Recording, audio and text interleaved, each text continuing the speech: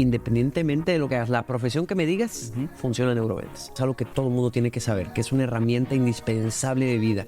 El que sabe de neuroventas tiene una habilidad excepcional para volverse una persona inolvidable. Dicen que me parezco mucho a mi padre en muchas cosas, forma de hablar, gestos, pues ahora sí que nos dedicamos a lo mismo, pero yo creo que tengo mi propia esencia. Simplemente por el puro nombre ya cargas una responsabilidad, ¿no? Entonces, aunque de cierta forma puedes decir, es que es lo mismo, no es lo mismo, y nunca va a ser lo mismo, porque hemos vivido cosas diferentes. Sí, todas las personas son únicas. Cuando lo ves así, hasta abruma, hasta cansa, y dices, bueno, pues que ¿cómo solucionas algo así? Que el único cambio va a venir de adentro hacia afuera, es decir, tenemos que cambiar nosotros como personas, como sociedad. Entonces, si no crecemos en conciencia y trabajamos en nosotros mismos, poco o nada va a cambiar en el mundo o en nuestro país. Lo que podemos empezar a hacer es, tú empieza a cambiar y trata de contagiar eso a personas cercanas que tengas a ti. Porque si son pocas, si es uno ya le contagiaste ese espíritu o ese cambio, ya hiciste una diferencia. Son dos, qué chuladas. Si son más, qué bien. Incluso si tú mismo nada más cambiaste. Exacto. Indirectamente va a afectar a la gente alrededor de ti. Exactamente. Entonces, porque a veces lo único que quiere la gente es, pues siento que estoy aquí, pero puedo ser más. ¿Cómo le hago? Neuroventas es la clave.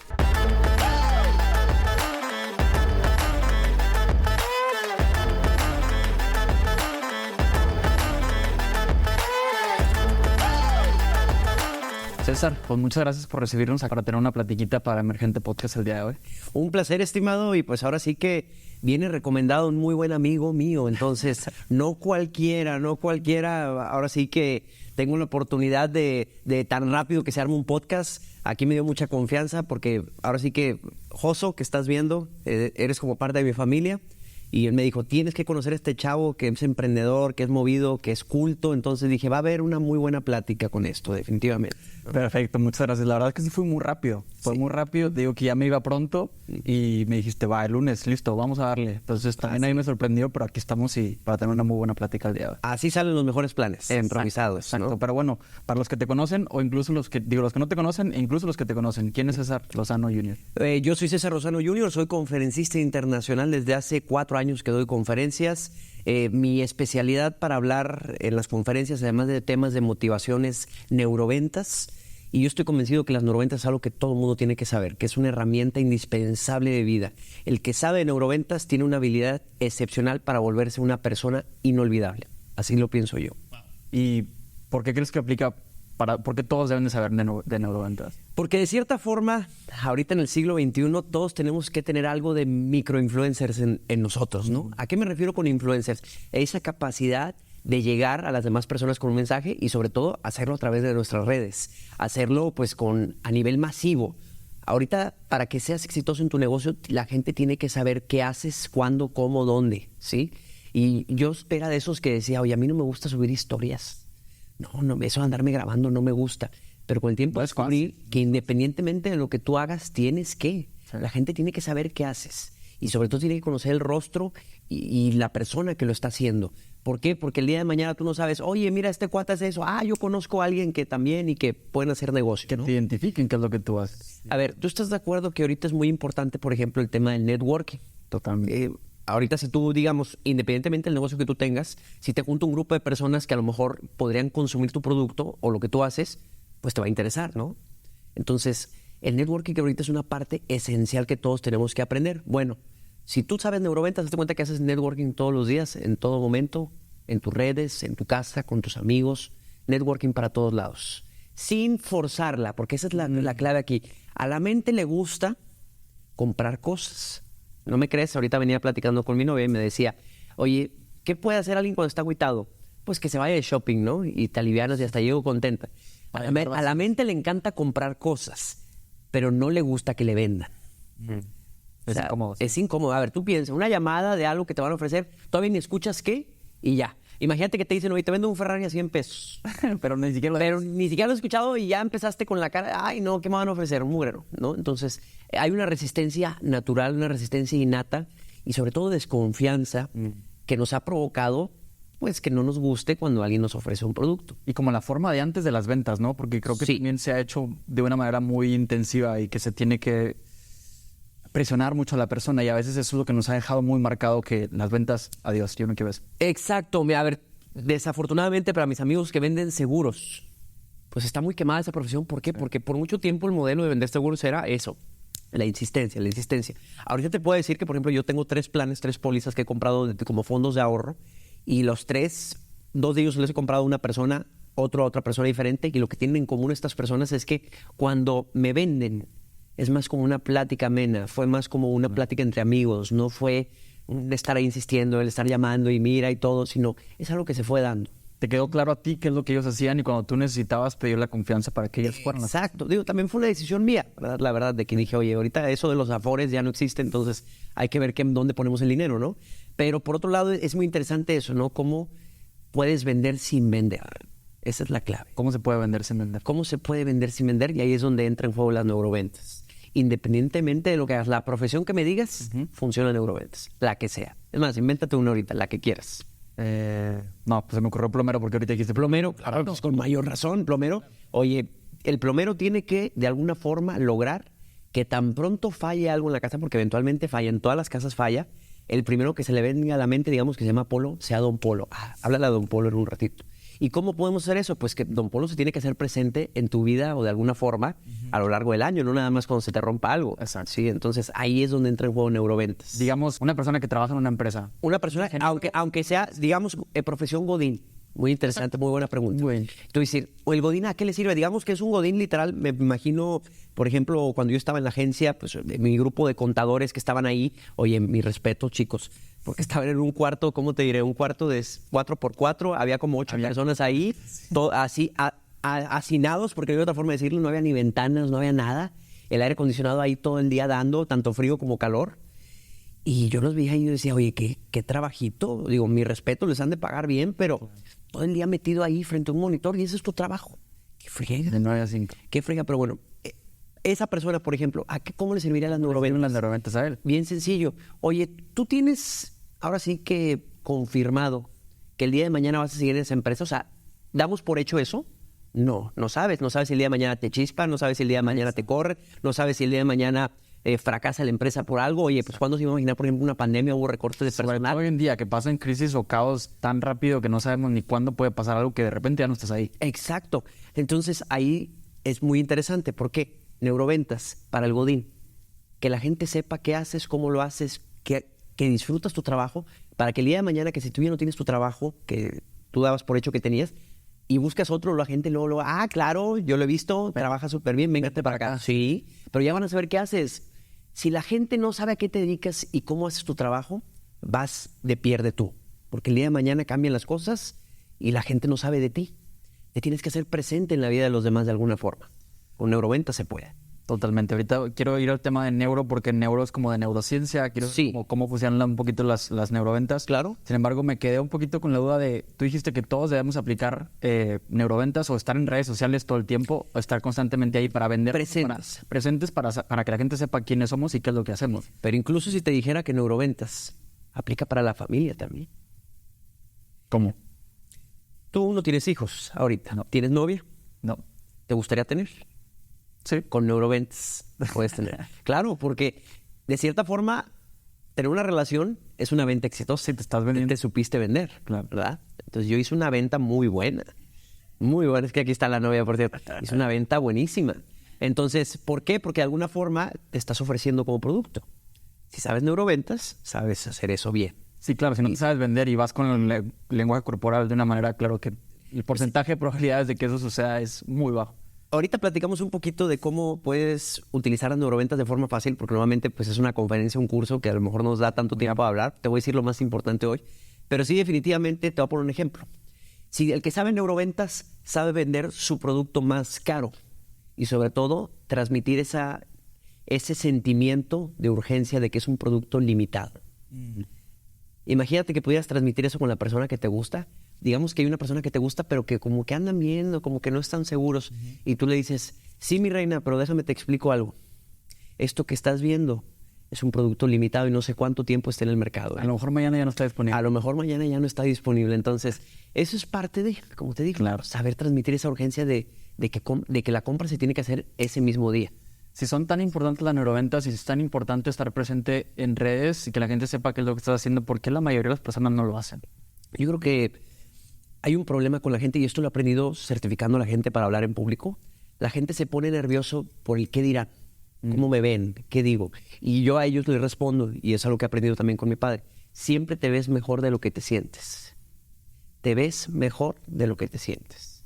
Y el día que a ti te entre ese 20, con más gusto te vas a grabar. Claro. El problema es que la gente dice, ay, ¿cómo me voy a grabar si me veo así, si me veo acá? Pues claro, ahora sí que como tú eres el que mejor se conoce, pues tú te sabes todos tus defectos, pero a lo mejor la otra gente no ha visto esos defectos. Ni idea de lo que tú estás con esos miedos.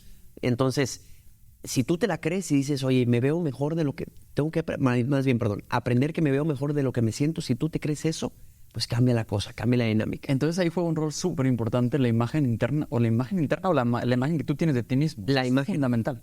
En el autoestima hay 3 tipos de autoestima. ¿Sí? La imagen que los demás tienen de ti. La imagen que tú crees que los demás tienen de ti. Y la otra es la imagen que tú tienes de ti. Te fijas, hay 3 tipos de autoestima. ¿Cuál es la verdadera? Pues probablemente la real, la importante es la que los demás tienen de ti, pues es lo que al fin y al cabo importa en el día a día. Porque tú vas a decir, oye, pero la tuya es muy importante, claro, pero si eres medio mamonzón, pues a lo mejor tu visión no es la correcta. Claro. Entonces, un punto medio entre esos. Es como un punto medio, pero tomando en cuenta las 3. Ya. Porque si tú tienes, digamos que los demás tienen una buena imagen de ti, pero tú tienes una pésima imagen de ti, ahora sí que no tienes autoestima, pues ¿qué es lo que va a suceder? Que nunca vas a brillar, porque aunque los demás tengan una buena imagen de ti, pues tú no vas a tener la inercia, la energía, las ganas de hacer cosas que sucedan. En base a lo que me estás diciendo, entonces, no nada más es lo que haces, no nada más es que bien lo haces, sino también pues, ese trabajo interno de que tú te des a ti mismo ese valor. Claro. ¿Cómo trabajas, César Lozano Jr., en esa parte interna para tener esa confianza en ti mismo, esa autoestima y ese saber que eres más de lo que a veces tú mismo o esa vocecita te dice que tú eres? Mira, la verdad es que desde niño pues he tenido una responsabilidad muy grande que tengo la carga del nombre de mi padre, que es una persona muy exitosa, muy conocida, y yo me llamo exactamente igual. Ellos, ahora sí que mis papás no batallaron. A mí y a mi hermana nos pusieron el mismo nombre que mis papás. O sea, yo me llamo César Alberto Lozano, igual que mi padre, y mi hermana se llama Alma, igual que mi mamá, que se llama Alma. O sea, ellos no batallaron. Pero simplemente por el puro nombre ya cargas una responsabilidad, ¿no? Que es, oye, pues hay que echarle las mismas ganas o el mismo punch que tiene una persona tan exitosa como mi padre. Y cuando caes en comparaciones, pues puedes caer en una comparación que te haga sentir estresado de que, no, hombre, ¿cómo voy a lograr un día eso? ¿No? Entonces, lo que yo eventualmente descubrí es que cada quien puede tener su esencia. Puedes tomar lo mejor de los padres, lo mejor de ellos, pero no tienes que ser una copia de ellos, sino puedes tener tú tu propia esencia, tu propio valor y crecer cada día dependiendo de eso. Yo lo que te puedo decir, dicen que me parezco mucho a mi padre en muchas cosas, forma de hablar, gestos, pues ahora sí que nos dedicamos a lo mismo, pero yo creo que tengo mi propia esencia también. Claro. Y simplemente los conocimientos que yo tengo no son los mismos que él. No digo que sean más o menos, simplemente digo que son diferentes porque Sí. he vivido cosas diferentes, así de sencillo. Sí, todas las personas son únicas. Entonces, aunque de cierta forma puedes decir, es que es lo mismo, no es lo mismo y nunca va a ser lo mismo porque hemos vivido cosas diferentes. Entonces, ¿cómo me puedo dar valor como persona? Entender que soy una persona única, con experiencias únicas y en base de eso le quiero dar valor o algo bueno a la gente que puedan aprender de mí. Eso es todo. ¿Cómo trabajas tú activamente para mantener esa imagen y esa energía alta y esa visión e idea positiva y elevada de ti mismo constantemente? Porque todos sabemos que la vida nos lleva y se presentan cosas que nos tumban, nos levantan, nos llevan por todos lados. Pero la mayoría de las personas tienen una vida exitosa, tienen ciertos hábitos y formas para mantenerse y ciertos trabajos internos para mantenerse a ese nivel sin que las circunstancias los tumben, los lleven por ciertos lados. Claro, como hijo de motivador, te puedo decir que la gente luego piensa, es que eres hijo de motivador, tienes que estar de buen humor todo el día, ¿no? Tienes que estar bien todo el día. Y no, parte de ser humano es entender que hay altos y hay bajos, ¿no? Y hay días que te van a tumbar y hay días que se vale estar triste y hay días que se vale enojarse. Pues ahora sí que si podemos expresar emociones, pues exprésalas, ¿no? De cierta forma, mientras no le hagas daño a los demás. Pero lo que voy con esto es, quitémonos de esa idea que siempre hay que estar sonrientes y todo. Sí, como figura pública tenemos una responsabilidad de dar cierta imagen. Pues ahora sí que estás en la tele, vas a la calle, pues fíngele tantito si quieres, aunque no sea un buen día para ti, fíngele tantito. ¿Por qué? Porque la gente que te conoce no tiene la culpa, ¿verdad? Eso sí. Pero si tú dices, oye, ¿cómo le hago para mantenerme, incluso yo en mi vida personal y todo? ¿Sabes qué? Algo que me cambió un poquito la vida son 2 cosas. Trato yo de no tomarme nada personal y trato de no suponer cosas. Desde el día que tomé un poquito esa filosofía de no suponer, una parte de eso seguramente lo conoces de los 4 acuerdos. Es lo que te iba a decir, seguramente eso viene en los 4 acuerdos. Es correcto, tal cual. Y la verdad es que es algo que lo leí alguna vez, pero nunca lo apliqué hasta hace poco, que empecé a aplicarlo en mi vida personal y me sentí muy bien haciéndolo.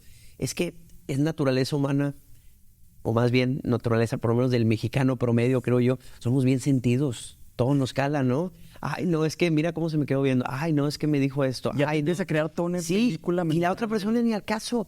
Y cuando empecé a hacer introspección de eso, de decir, oye, yo hago eso también. Por ejemplo, el otro día me pasó con mi novia que me dice, me pidió que llevara algo a un carro, su carro a la agencia, una cosa, y me preguntó que si había ido a tal sucursal.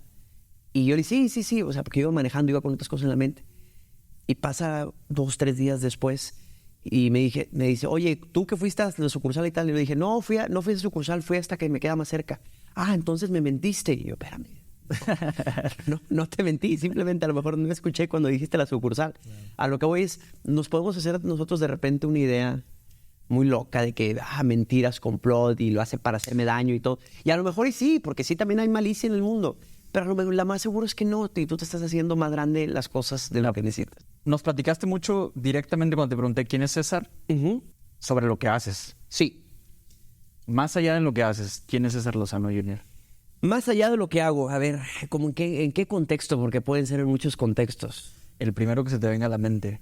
Porque normalmente cuando haces la pregunta, ¿quién es Artur? ¿Quién es César?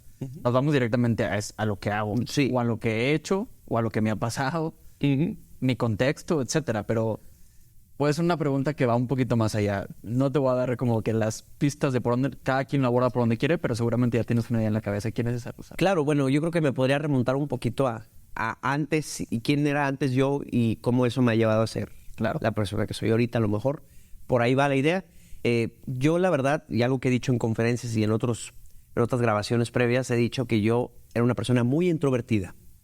Y de hecho, hasta la fecha me considero una persona introvertida, extrovertida. No sé si la mayoría de las personas no te considerarían como tal. No, ahorita no. Ahorita ya, el otro día me pasó con una excompañera de la prepa que, es esposa de Pedro Prieto.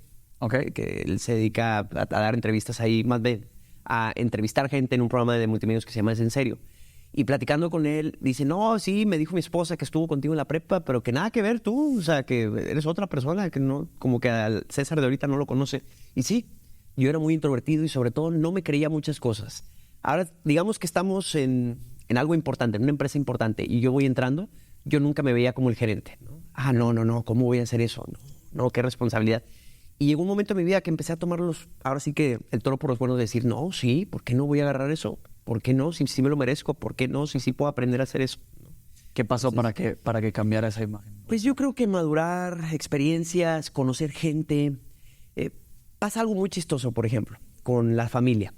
Que cuando eres niño, ves a tus papás y los ves como dioses, ¿no?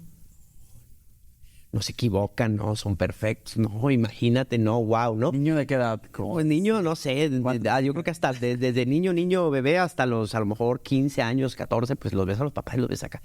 Y conforme vas creciendo, tus papás los vas viendo cada vez menos como dioses y más como humanos que están jugando al juego de ser adultos, ¿no? Sí, claro. Que así me siento yo ahorita también, por ejemplo. Que los puedes inclusive llegar a ver como niños grandotes también. Exactamente, que se equivocan y que la ríen, que se pelean, o sea, lo vas viendo así. Pues lo mismo creo que me pasó un poquito, pero con el tema laboral, el tema empresarial, el tema de todas las cuestiones de la vida, que dije, oye, pues es que los veía acá glorificados a todos y ya me di cuenta que todos estamos igual. O sea, no que estamos igual, pero que todos podemos aprender y podemos llegar a ese punto. Exacto. Así lo veo de esa forma.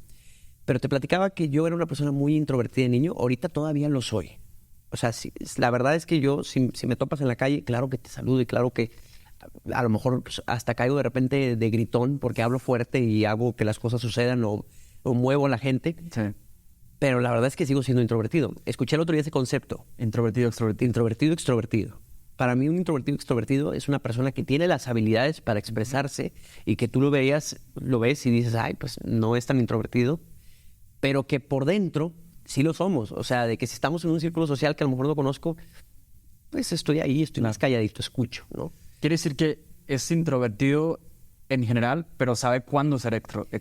Sabe cuándo, o más bien cuando la situación me lo exige o me lo pide, que es ser un poco más extrovertido. Pero yo, la verdad, si me preguntas qué prefieres, un plan de mucha gente o fiesta, o prefieres un plan acá, tú en la casa, un vinito con 1 o 2 personas, yo soy más del segundo plan.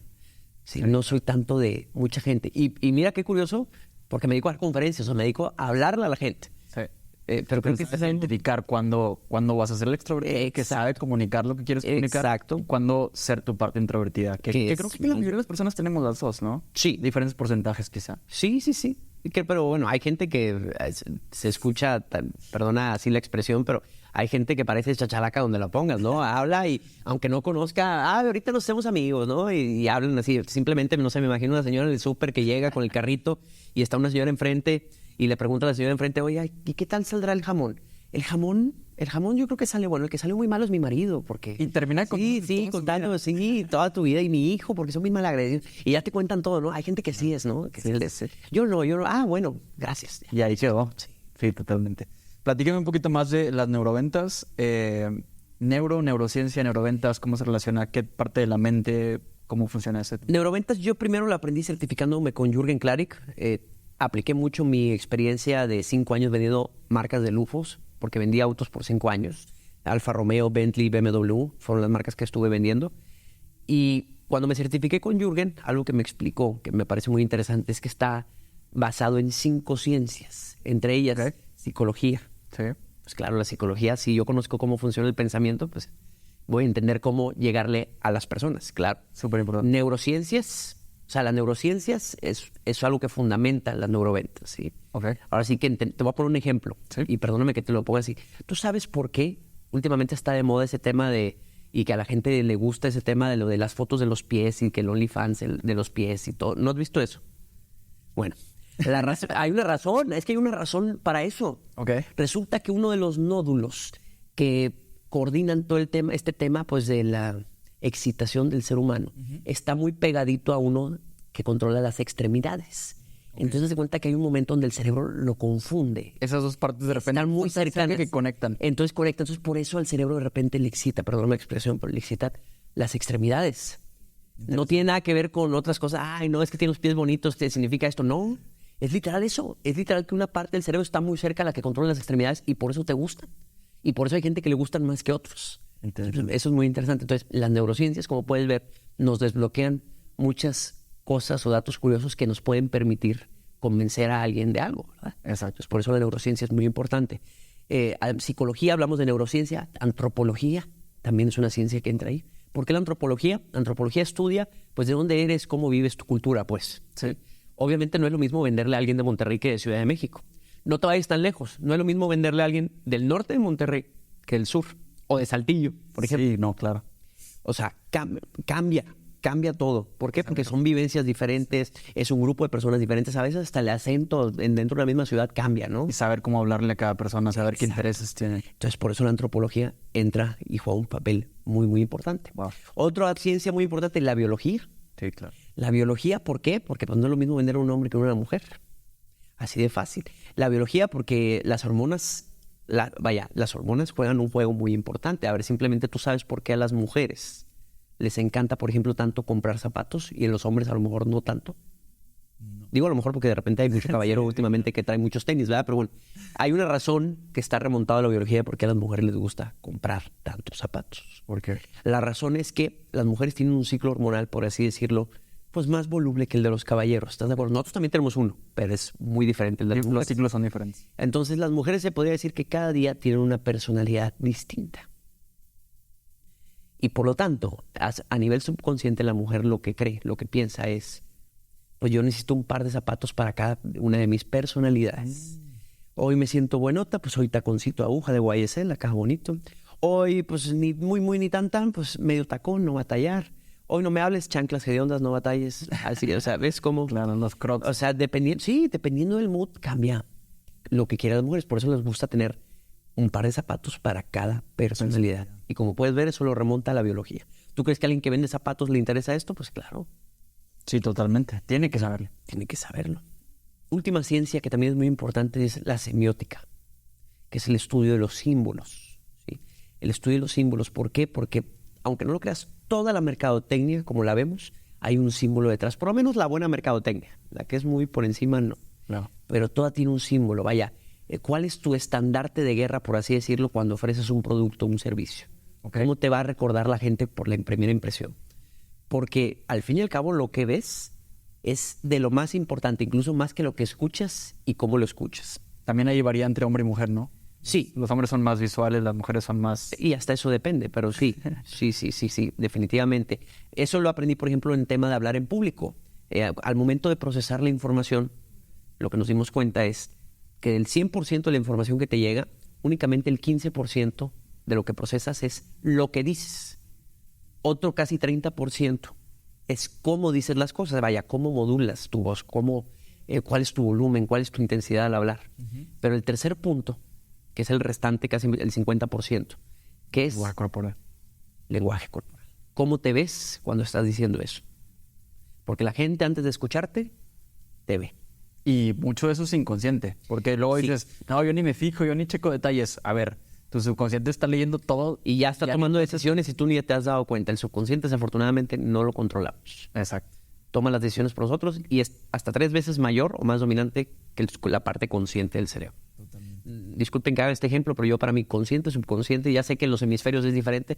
Estudié medicina 3 años, sí, más o menos estudié neuroanatomía, sí sé cómo están los polos, la comunicación entre hemisferios, pero hablando específicamente de neurociencias, para puntos prácticos es consciente, subconsciente y es más grande el subconsciente, ya. Claro, porque también como que antes enseñaba o se sigue enseñando a lo mejor los hemisferios, ¿no? Y el consciente es el lóbulo frontal, el subconsciente es el... El concepto más erróneo que tenemos como ser humanos es que, esta es la parte del habla, esta es la parte del... Exacto. Y realmente no, porque luego la gente también decía, es que ¿qué pasaría si usáramos el 100% de nuestro cerebro? Exacto, que era uno de los mitos más grandes. Y no es cierto, o sea, usas todo, a ver, quítate un pedazo a ver si no te quedas todo. Claro, o sea, sí se usa. Exacto. Todo, nada más que la interpretación, claro que sí hay un centro del habla, un centro de acá, pero es una parte importante del cerebro. No es como que, este pedacito es aquí, este pedacito acá. No, es un conjunto, es una red al fin y al cabo. Todo es importante. ¿Qué tanto el subconsciente rige lo que hacemos, lo que pensamos, lo que sentimos, nuestros resultados en la vida? Pues con decirte que el subconsciente probablemente es el que tiene o el que genera la versión tuya de la autoestima. ¿Por qué? Porque el subconsciente, esto es algo que aprendí con mi padre, todo se cree. Entonces, cada decisión, cada afirmación que tú hagas de forma consciente, el subconsciente la multiplica. ¿Qué sucede? Que si tú dices, oye, soy un fregón, o soy el mejor en lo que hago, pues el subconsciente lo multiplica. Deja tu fregón, aparte estás guapo, aparte en algún, y aparte, híjole, no, o sea, ya lo multiplican, sí, ya. Pero si tú eres al revés, el que, no, mira, qué marrano me veo, pues el mismo subconsciente te va a tumbar. Pues sí, ¿para qué le echas ganas? Sí, ¿no? Y aparte, mira, en las nalgas todas caídas, ¿no? Y aparte, el subconsciente tiene un efecto multiplicador. Entonces, si tú al subconsciente lo alimentas con cosas buenas, te va a multiplicar con cosas buenas y viceversa. Y si tus resultados o lo que actúas en tu día a día, gran parte es subconsciente y te lo multiplica, dijiste que también controla tu autoestima, entonces necesitamos trabajar el subconsciente para poder crear nuevos resultados o mejores resultados. Necesitamos trabajar el subconsciente si queremos una mejor autoestima. Claro. No nada más la parte consciente, sino hacer que eso también se vaya al subconsciente. Exacto. Y bueno, yo siempre he dicho, si tienes una parte consciente saludable, el subconsciente también lo está. Pero algo muy interesante es, hablando de parte consciente y de parte subconsciente, es que el subconsciente no lo controlas y que tarda muchos días en agarrar un hábito. Pues tú sabes, para fomentar un hábito son 21 o 28 días, ¿no? O sea, digamos que yo quiero acostumbrarme todos los días a lavarme los dientes recién levantándome y que lo haga en automático, pues todos los días te lo levantas y ya lo haces en automático, ¿no? Sí. Por 20, 21 días empezaste al principio y luego ya siempre lo haces. Poco a poco es automático. Pues el subconsciente es algo similar. Si quieres una afirmación positiva, la tienes que decir varias veces para que el subconsciente se la crea. Sí, repetición. Oye, ¿quieres un hábito saludable como pensamientos positivos, como serenidad, como todo? Pues bueno, tienes que fomentar ese hábito y multiplicarlo varias veces para que el subconsciente se lo crea y ya lo hagas en automático. Así de sencillo. Quiero tomar también el tema de las emociones. Creo que para mí el subconsciente está muy relacionado con los pensamientos, pero un pensamiento te lleva a una emoción. Sí. Y una emoción te lleva a un pensamiento. Y es un ciclo que se repite una y otra y otra y otra vez. Y la mayoría de nosotros estamos en ese ciclo interminable sin siquiera darnos cuenta en qué ciclo estamos. Y nuestros resultados van guiados de eso. Entonces, ¿qué rol juegan las emociones en tu vida, en la vida de una persona? Y quizá direccionándolo a qué tanto los hombres nos abrimos al tema emocional, de sentir nuestras emociones y a platicar de nuestras propias emociones. Definitivamente eso es algo que ha evolucionado más recientemente. ¿Por qué? Porque recordemos, incluso todavía desde mi infancia, yo me acuerdo, pues era el pensamiento: los hombres no lloran, ¿no? Los hombres no lloran. Y machito, ¿no? Y aguántese. Que no te vea, aguántese, ¿no? Y el que no hacía eso, se lo comía en vivo en la escuela. La verdad, yo aquí entre nos, mis compañeros me dejan mentir, yo era bien llorón y me hacían garras. ¿Por qué? Porque yo a lo mejor crecí pensando que si lloraba me llamaba la atención y me protegían. Porque también pensando en mi complexión, yo era el más pequeño del salón, el más delgado, no estaba así como estoy ahorita. Ahorita, bendito sea, existe el gimnasio.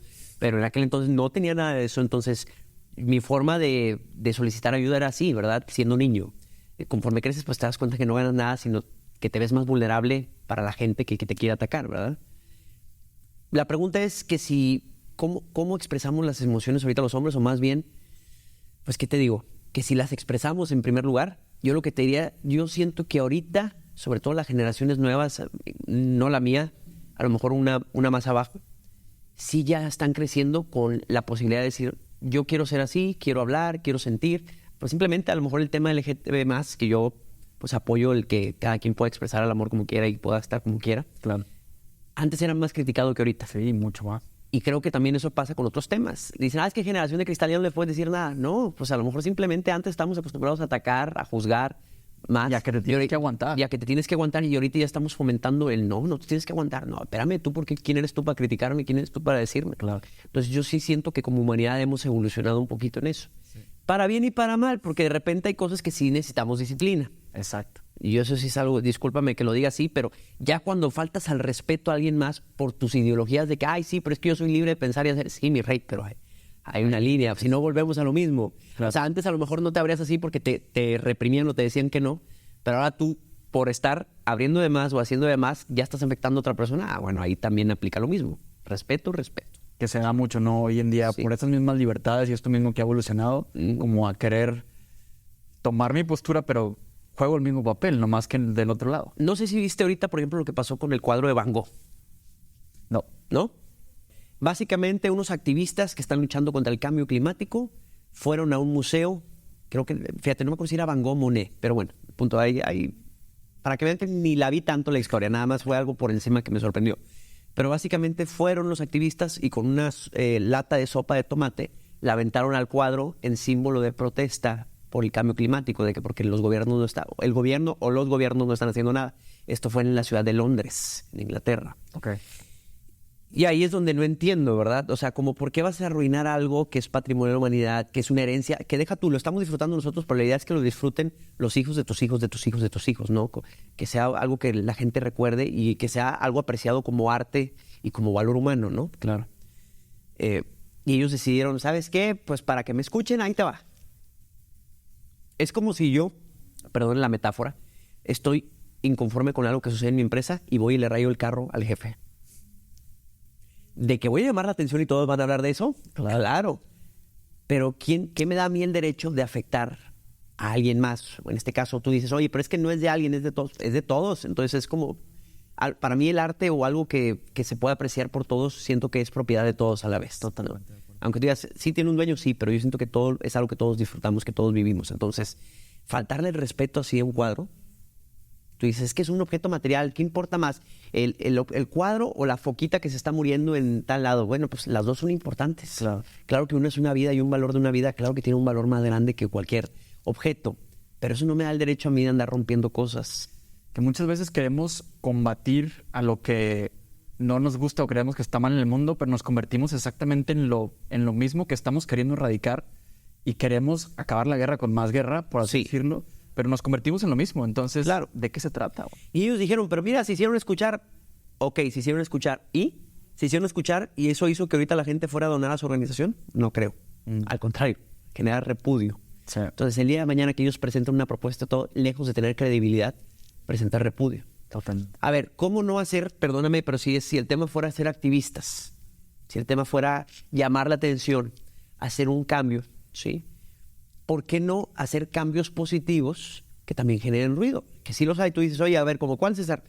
Pues no sé, me pueden venir mucho a la mente, como por ejemplo, pueden hacer un récord. ¿Por qué no consiguen un auto que cumpla todas las condiciones de que, oye, no gaste gasolina así de tal forma, y hacen un viaje de que el primer auto en cruzar el continente totalmente eléctrico y sin consumir nada. Bueno, ese tipo de noticias también las escuchas. Simplemente acabo de escuchar ahorita una del récord de velocidad de Estados Unidos de un auto eléctrico que cruzó de Nueva York a Los Ángeles. Bueno, esa fue noticia internacional. Que a lo mejor la otra fue más sonada, sí, pero esas son noticias que importan de decir, genera credibilidad en un auto eléctrico y por lo tanto eso puede generar ventas de autos eléctricos. Lamentablemente también por la naturaleza del cerebro humano, hablando de neurociencia, hace más ruido la tragedia, hace más ruido el miedo, por ejemplo, que también he escuchado hablar de eso. Entonces, la noticia es más noticia la que genera miedo, la que genera tragedia, la que genera un poquito de amarillismo. Pero no tendría que ser necesariamente así. Nos aprovechamos en esa parte de cómo funciona nuestro cerebro como para... Si el tema es ser amarillista hasta eso, vete con las personas que toman las decisiones de esas cosas. No sé si me explico. Es que aquí puse el tema, el ejemplo del cambio climático, pero como puedes ver aquí aplican muchos movimientos sociales, no nada más es todos. Que de repente hay gente que me dice, ay, ¿cómo no vas? Les echar un manguerazo. No, tampoco es eso. Ellos tienen todo el derecho de protestar por lo que es importante. Por ejemplo, el tema de los feminicidios, claro que es un tema delicado aquí en México y que claro que debemos tener muy presente y con mucha relevancia. Más porque realmente lejos de ir decreciendo van incrementándose. Lo que no entiende la gente a veces con los feminicidios es que es un problema que va mucho más allá. Que mientras haya gente en la calle mentándote la madre, cerrándote en el tráfico, tirando basura, el que peca en lo pequeño, peca en lo grande. Piensa que esa gente que es descortés con cosas pequeñas, esa misma gente está ahorita criando niños y esos niños crecen sin respeto de los demás. Si no aprenden a respetar cosas sencillas, pues claro que no van a respetar cosas grandes tampoco, como en este caso la vida de una mujer, desafortunadamente. Entonces, tiene que ir más allá, tiene que ir a la educación en casa.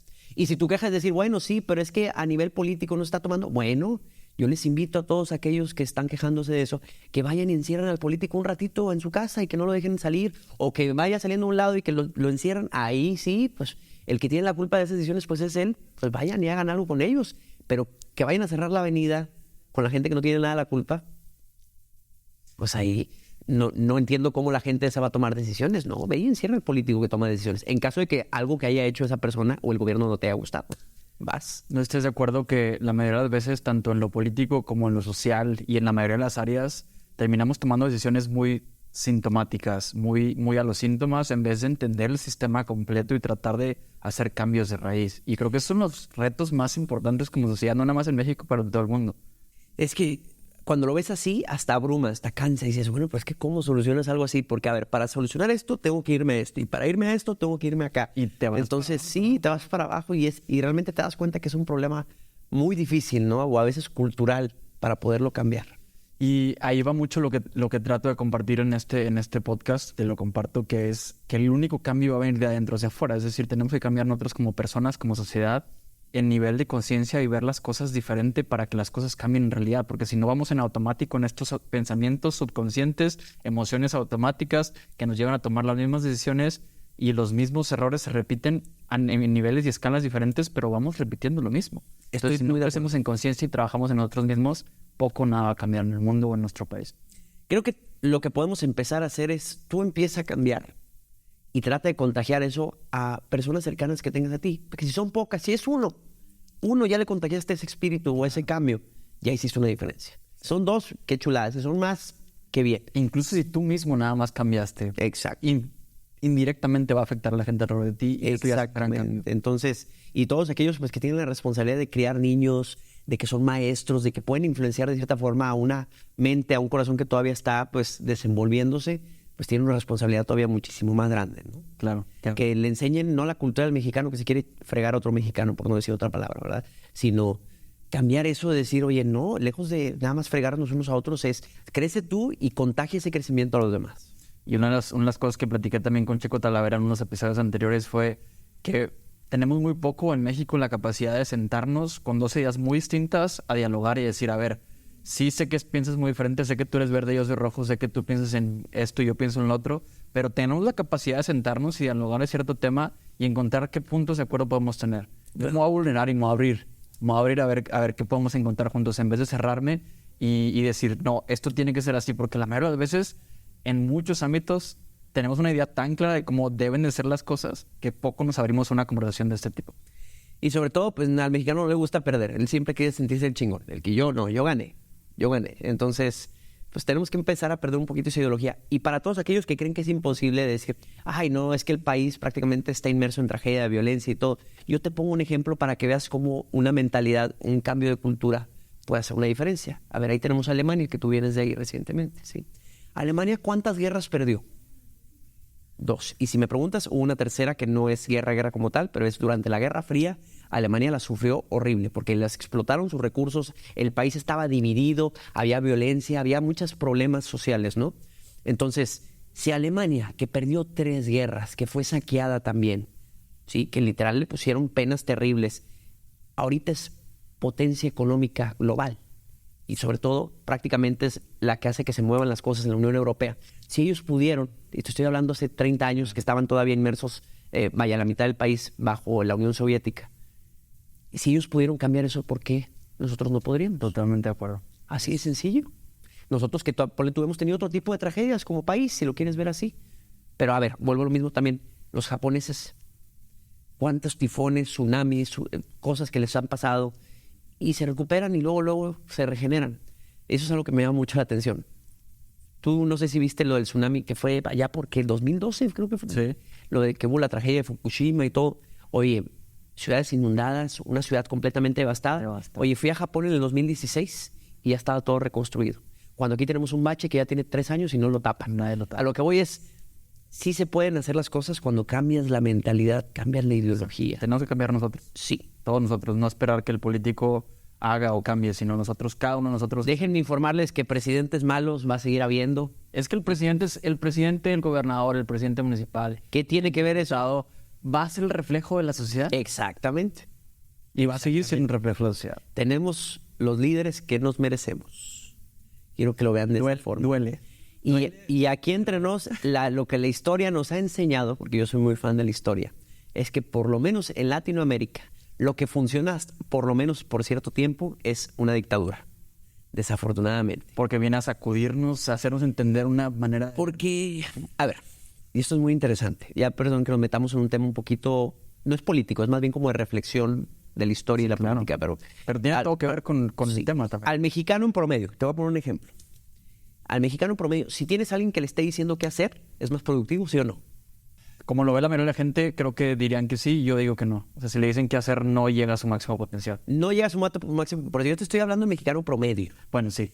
Si no tiene a alguien que esté... A ver, tú que lo estás viendo ahorita, que me estás escuchando ahorita, tú tienes a alguien que está detrás de ti todo el tiempo, a lo mejor tú, como él dice, si yo fuera mi propio jefe, a lo mejor sería, hago las cosas con más gusto y me va mejor.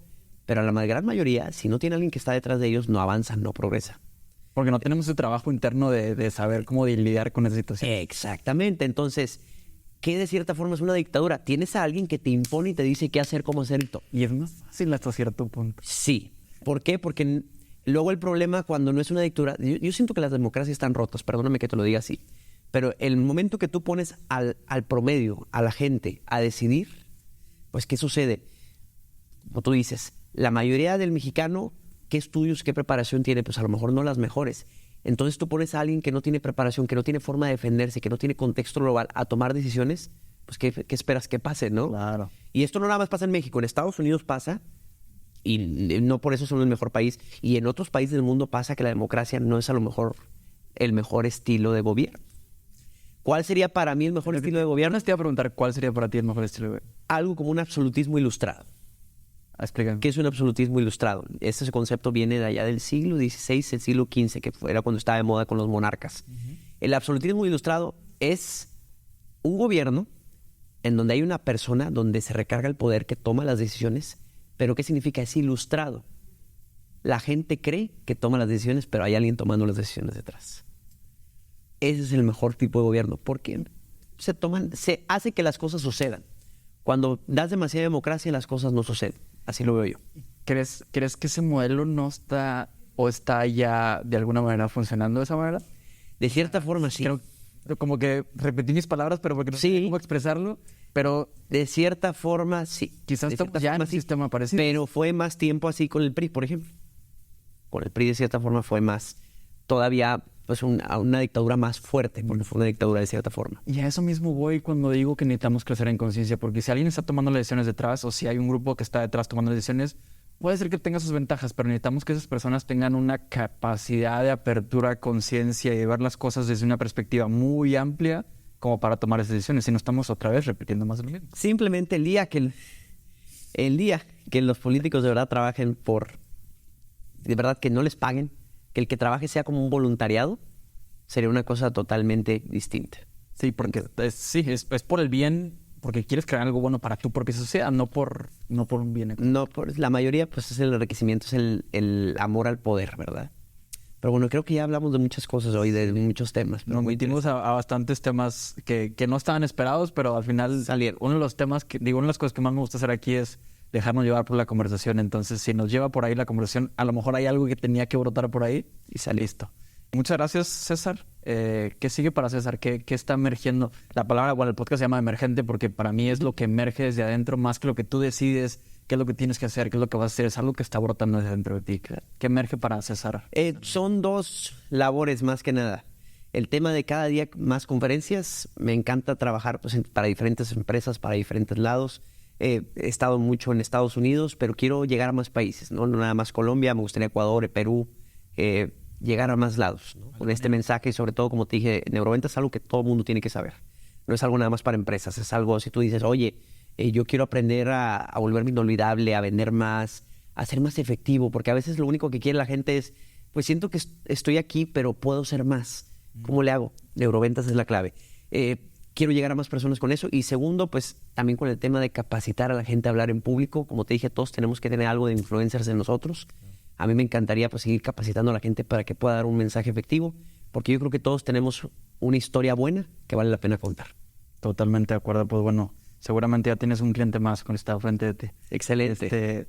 César, muchas gracias por abrirnos las puertas, por platicar el día de hoy. Salió muy buena la plática y si hay más temas que la gente diga, sabes que de ese tema me gustó mucho, hay que expandir un poquito más o alguno que no hayamos platicado el día de hoy, bienvenido. Y si tú estás puesto, yo estoy puesto para abrir. Súper, con mucho gusto. Ahí esperamos sus comentarios. Chao. Muchísimas gracias y nos vemos la próxima. Hasta pronto. Chao.